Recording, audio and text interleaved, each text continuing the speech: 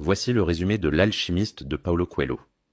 Si cette vidéo vous intéresse, likez, abonnez-vous et dites-moi en commentaire quelle œuvre inspirante vous aimeriez que je résume prochainement. Mais au fait, pourquoi ce petit conte philosophique est-il devenu l'un des livres les plus vendus au monde, traduit en plus de 80 langues? La réponse va vous surprendre à la fin. Alors voici l'histoire. Santiago est un jeune berger andalou qui mène une vie simple mais heureuse. Une nuit, il fait un rêve récurrent où un enfant lui parle d'un trésor caché près des pyramides d'Égypte.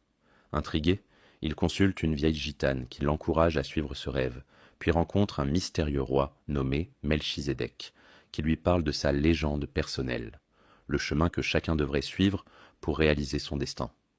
Santiago décide alors de vendre son troupeau et de partir à l'aventure. Arrivé en Afrique, il est d'abord dépouillé de tout son argent, ce qui l'oblige à travailler pour un marchand de cristaux.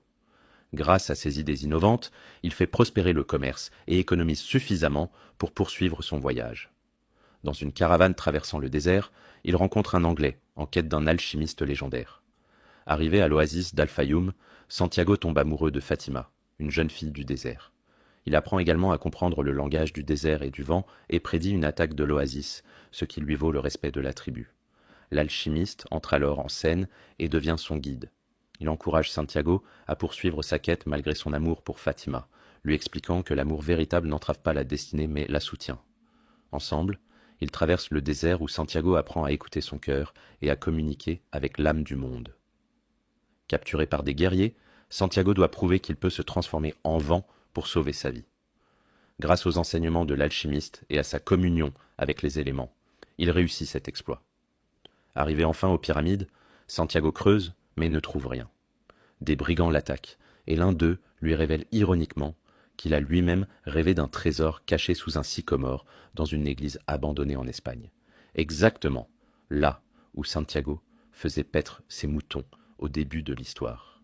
Santiago retourne alors en Espagne et découvre que le trésor était chez lui depuis le début. Il retrouve également Fatima qui l'avait attendu. Alors, pourquoi ce livre connaît-il un tel succès mondial?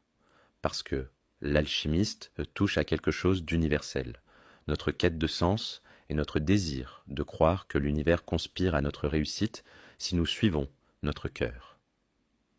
À travers une histoire simple mais puissante, Coelho distille des enseignements spirituels accessibles, écouter les signes, suivre ses rêves, comprendre que le voyage est aussi important que la destination.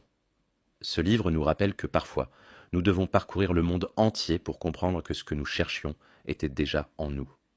Dans notre société moderne, obsédée par la réussite matérielle,